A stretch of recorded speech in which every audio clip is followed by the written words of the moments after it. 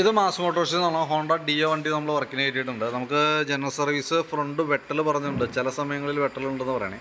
പിന്നെ engine oil മാറ്റാം, water service ചെയ്യാം, ഫ്ലോർ മാറ്റ് മാറ്റിയിടാം, സൈലൻസറിൻ്റെ ഗാർഡ് അതായത് പ്രൊട്ടക്റ്റീവ് മഫ്ലർ മാറ്റിയിടാം. ഇത്രയും കേസാണ് മെയിനായിട്ട് പറഞ്ഞാണ് ഓർക്കട്ടോ.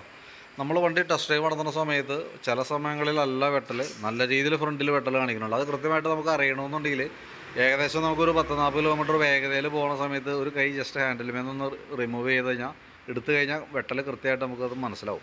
കാരണം ആ ടയറിൻ്റെ അലൈൻമെൻറ്റ് ടയർ ഓടി അലൈൻമെൻറ്റ് വേരിയേഷൻ വന്നിട്ടുണ്ട്, അതുകൊണ്ട് വന്നാണ് മിസ്റ്റേക്കാണ് കേട്ടോ. ഞാൻ ആ ഭാഗത്തേക്ക് വരുമ്പോൾ ഡീറ്റെയിൽ ആയിട്ട് എൻ്റെ കണ്ടീഷൻ പറയാം.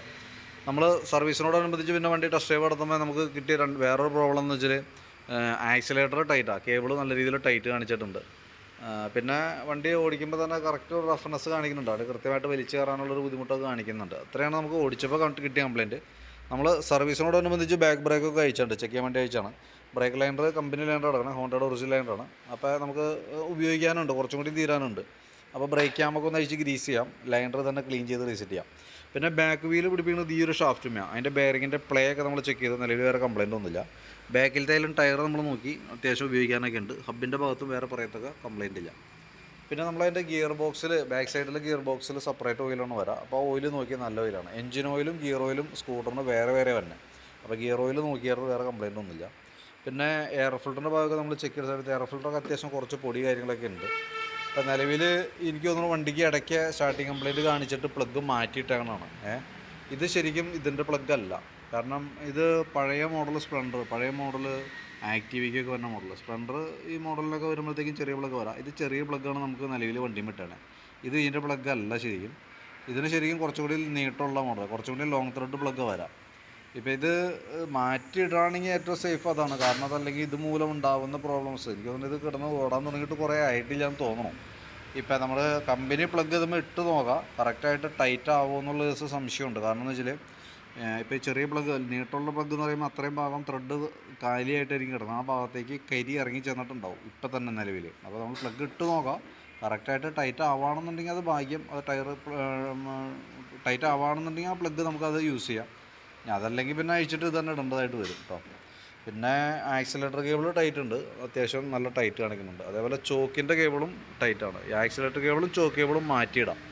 പ്ലഗും മാറ്റുന്ന സ്ഥിതിക്ക് സ്വാഭാവികമായിട്ട് നമുക്ക് അതിൻ്റെ എയർ ഫിൽറ്റർ ഭാഗം, എയർ ഫിൽറ്റർ വലിയ പഴക്കം തോന്നുന്നില്ല, അത്യാവശ്യം കുറച്ച് പൊടിയൊക്കെ ഉണ്ട്. ഏകദേശം ഒരു 10,000 കിലോമീറ്ററൊക്കെ ആയിക്കഴിഞ്ഞാൽ എയർ ഫിൽറ്റർ മാറ്റിയിടണം കേട്ടോ. അപ്പോൾ എയർ ഫിൽറ്ററൊക്കെ മാറ്റുന്നുണ്ടെങ്കിൽ കൂട്ടത്തിയുടെ കാർബറേറ്റർ സൗണ്ടും കൂടി ഒന്ന് അഴിച്ച് ക്ലീൻ ചെയ്യുന്നത് നല്ലതാണ്. കാരണം പറയാൻ കാരണം എന്ന് വെച്ചാൽ ഇപ്പോഴത്തെ ഒരു സ്റ്റേജിൽ കാർബറേറ്റർ ക്ലീനിങ് വെച്ചൊരു റിസ്ക് ആണ്. എങ്കിൽ കൂടി ഇപ്പം ഇത്രയും എയർ ഫിൽറ്ററും പ്ലഗും കൂടി ചെയ്യുമ്പോൾ ആക്സിലേറ്റർ കേബിളും ചോക്ക് കേബിളും കംപ്ലൈൻ്റ് ഉണ്ട്. അപ്പോൾ അതും കൂടി ചെയ്യുമ്പോൾ നമ്മൾ ആ ഒരു യൂണിറ്റുമേലുള്ള ചെയ്യണേ. അപ്പോൾ അതുകൊണ്ട് കാർബറേറ്ററിൻ്റെ ഭാഗം കൂടി ഒന്ന് അഴിച്ച് ക്ലീൻ ചെയ്തിട്ടാൽ നല്ലതാണ്.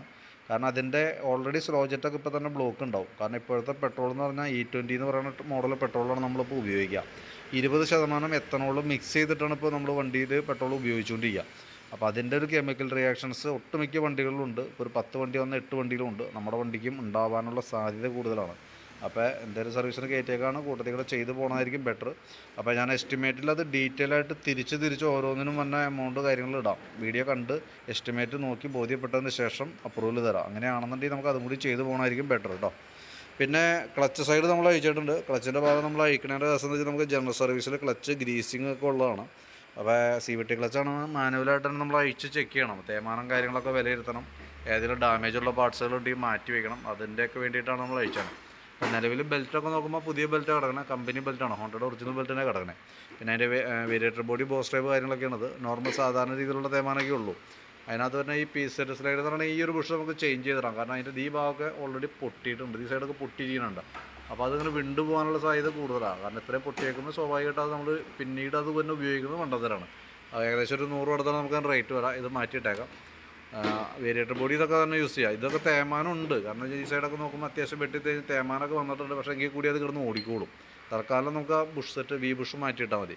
ക്ലച്ച് യൂണിറ്റ് ആയാലും ഒന്ന് അഴിച്ച് ഗ്രീസിങ് ഒക്കെ നടത്തി റീസെറ്റ് ആക്കാം. ക്ലച്ചിനകത്ത് നമ്മൾ നോക്കുമ്പോൾ ക്ലച്ച് ഔട്ടറിൻ്റെ ഉള്ളിൽ ചില ഭാഗങ്ങൾ ക്ലച്ച് ഓവറായിട്ട് പിടിക്കുന്നുണ്ട്. ഈ സൈഡൊക്കെ തൽക്കാലം ഉരച്ച് ക്ലീനാക്കി ഇടാം. കാരണം ഈ സൈഡ് നോക്കുമ്പോൾ ഒരു കളർ ഷെയ്ഡ് വ്യത്യാസം കണ്ടോ, അത് ക്ലച്ച് സൈഡ് ആ സൈഡ് മാത്രം ഇച്ചിരി കൂടുതലായിട്ട് പിടുത്തം വന്നുണ്ട് ക്ലച്ച് ഔട്ടിൽ.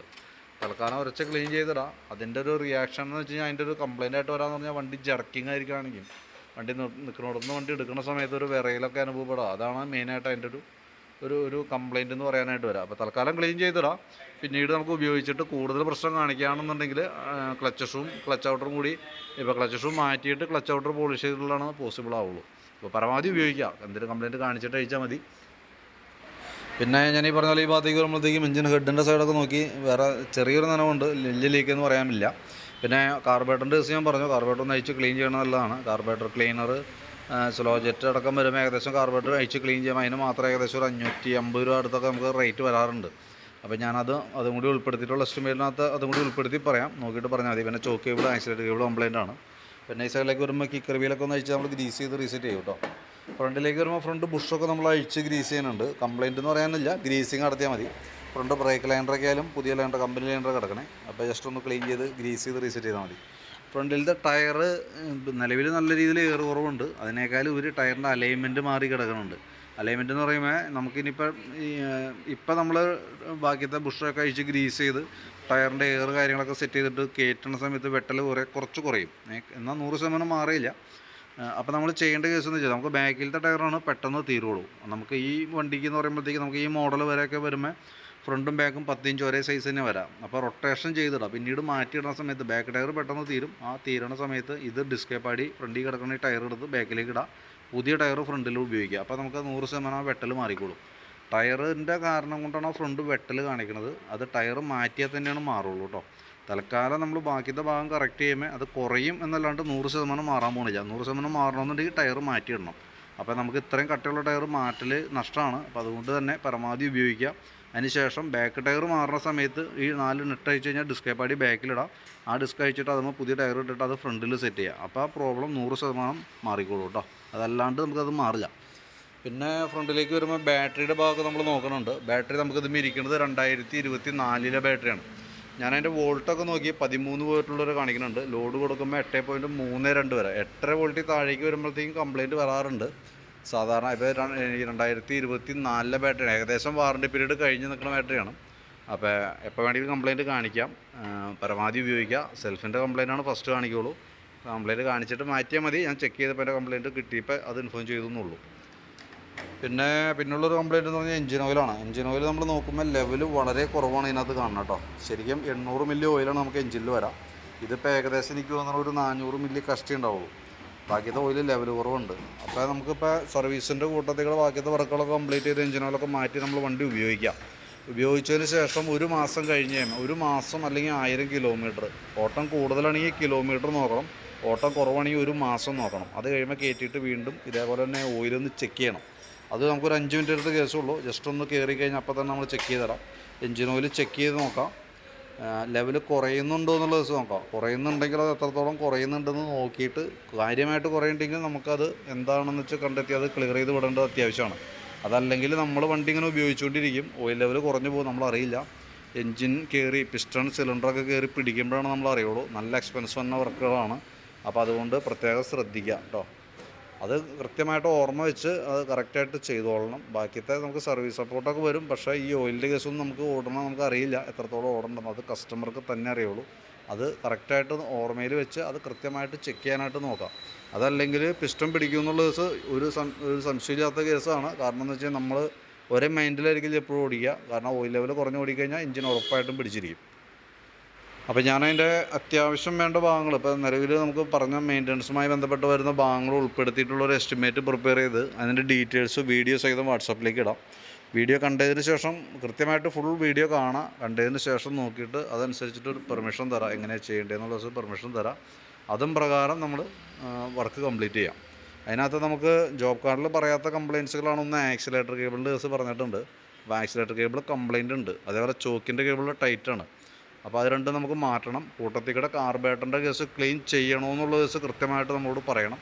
അതനുസരിച്ചിട്ടാണ് നമുക്ക് ചെയ്യുക. കാരണം ഇപ്പോൾ കാർബേറ്റർ അഴിച്ച് ക്ലീൻ ചെയ്യുമ്പോൾ റിസ്ക് ഉണ്ട്, ഒരു പക്ഷേ ഓവർഫ്ലോ ഒക്കെ വരാം. പക്ഷേ എന്നിട്ട് നമുക്ക് ക്ലീൻ ചെയ്യാതിരിക്കാനും പറ്റില്ല. അതുകൊണ്ടാണ് നമ്മൾ പെർമിഷൻ ചോദിക്കണതിൻ്റെ കേസ്.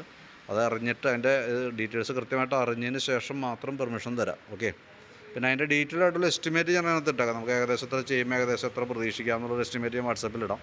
അതും കൂടി നോക്കിയിട്ട് പെർമിഷൻ ഇടാം. ഓക്കെ.